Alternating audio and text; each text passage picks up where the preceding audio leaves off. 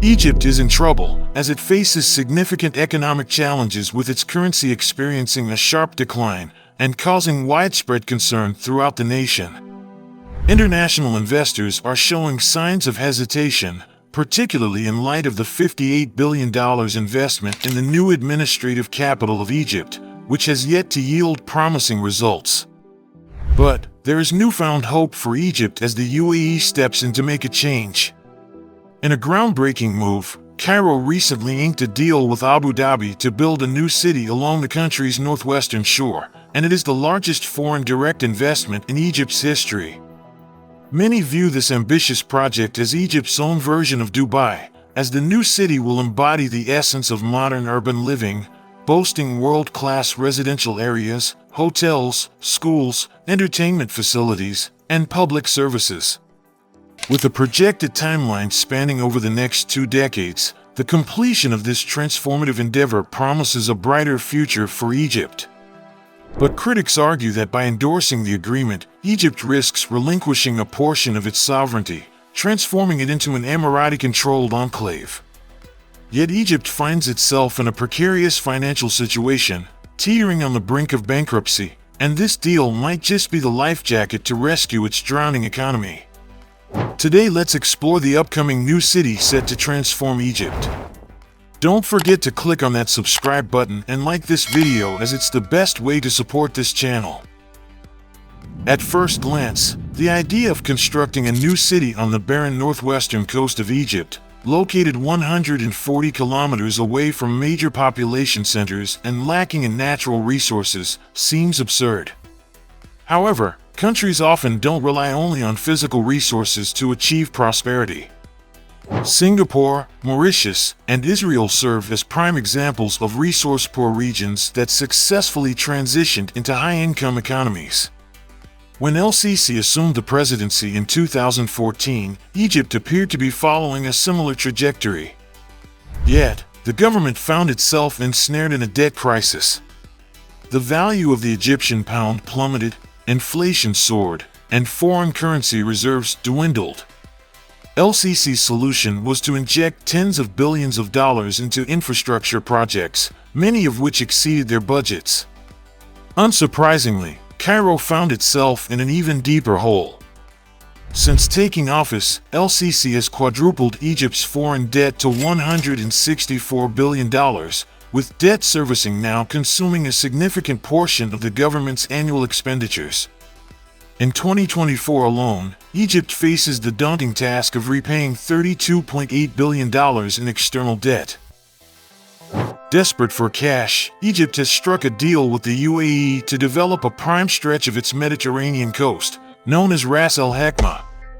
The Emiratis have pledged $35 billion in investments for this city to strengthen the debt-ridden Egyptian economy over the next 2 months. Looking ahead, Egyptian lawmakers envision the Ras El-Hekma region attracting up to $150 billion in investments in the long term. Emirati officials have pledged to construct a next-generation city, nearly a fifth of the size of Abu Dhabi City. Construction is slated to commence as early as 2025, promising residential districts, tourist hubs, educational institutions, an industrial zone, a financial and business district, as well as a seaport and airport. While this proposal appears promising on paper, not all Egyptians are convinced of its merits. In 2016, Egypt ceded 2 islands in the Red Sea to Saudi Arabia, a move that now prompts Egyptians to draw comparisons. Many perceive the UAE's involvement in Ras El-Hekma on a small peninsula along its Mediterranean coast as another encroachment on Egyptian soil and sovereignty. However, Egyptian officials assert that they've secured promises of 35% of the profits from the Emirati venture. After all, Emirati investments in Ras El-Hekma are anticipated to stabilize the Egyptian exchange rate, generate employment opportunities, and attract foreign currency.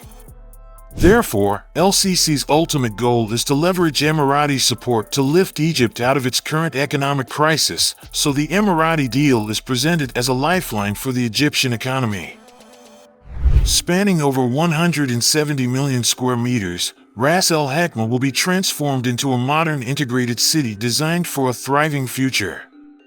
The project boasts luxury residential areas featuring modern apartments, villas, and resorts catering to a growing population and tourism demand.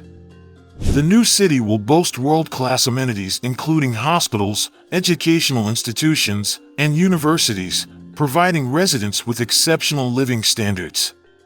In addition, Ras Al-Hekma will become a tourism paradise. It will include world-class hotels, expansive entertainment venues, and a large marina to attract millions of visitors annually. As a business hub, it will feature a free economic zone, a central business district, and logistics hubs to stimulate economic activity and attract global companies. The project is expected to create millions of jobs, attract 8 million tourists annually, and contribute significantly to Egypt's economic growth and diversification.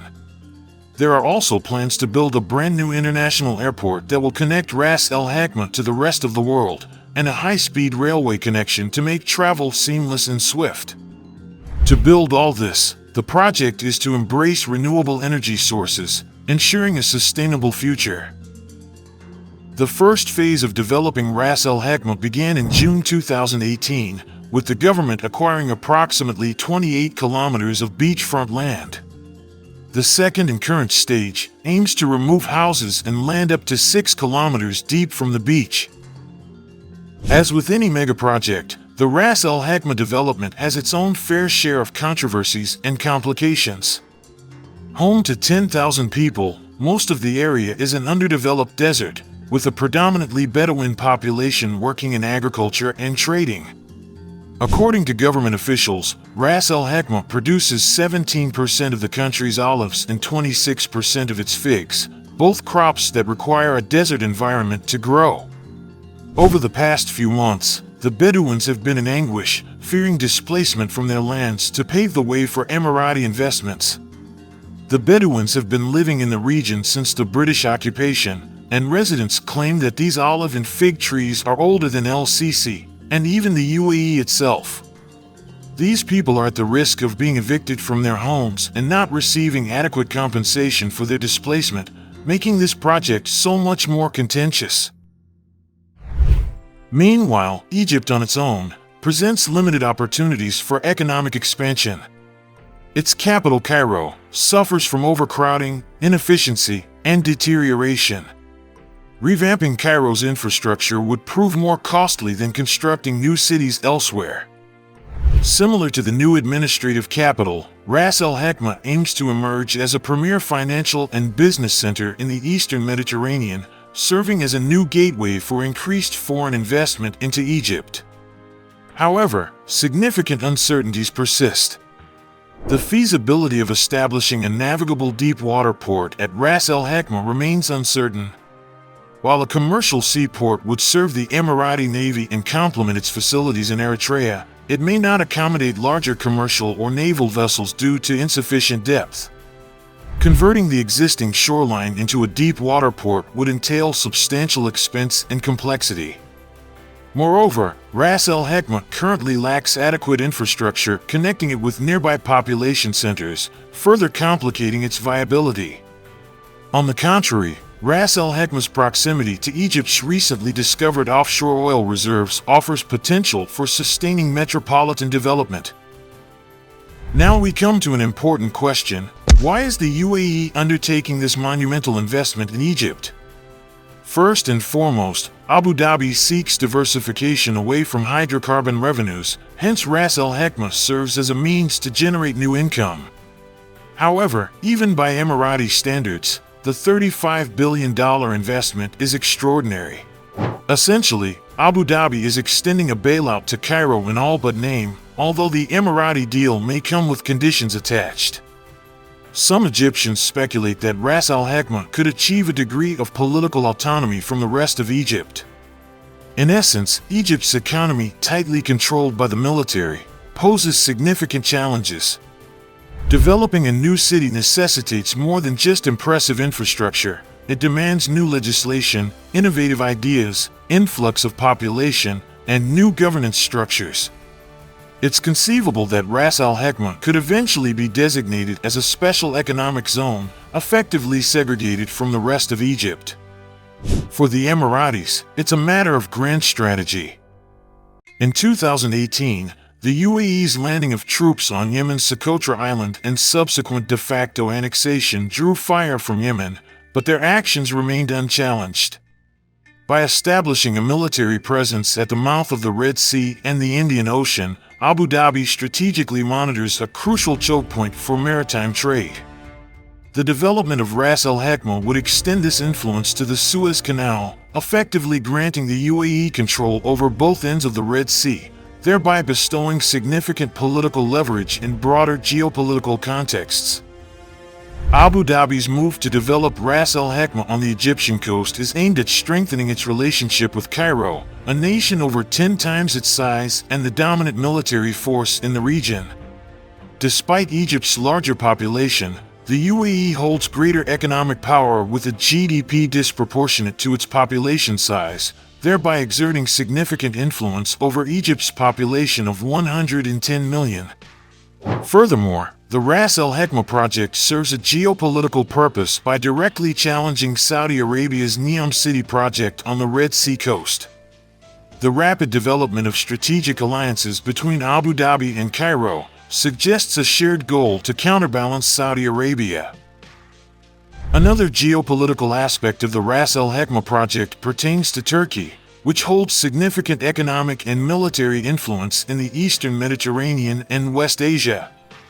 Turkey boasts the second-largest army in NATO and controls the Bosporus Strait, granting it leverage over the Black Sea and commercial activities along the Danube River.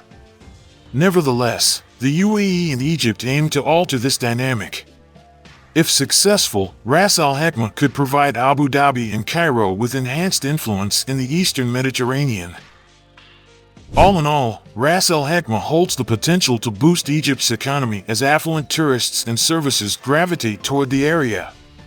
But Egypt's economic framework is too restrictive for these advantages to reach the average citizen.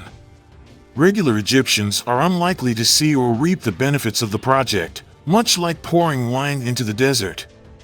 El-Sisi's ambitious but costly megaprojects have burdened the government with increasing debt, surpassing the relief provided by IMF loans. Nonetheless, Ras Al-Hekma is a groundbreaking project that signifies a significant step forward for Egypt's economic development and its ambition to position itself as a leading tourism and business destination in the Mediterranean region. What are your thoughts on this upcoming city? Leave a reply in the comments section. Thanks for watching and see you in the next video.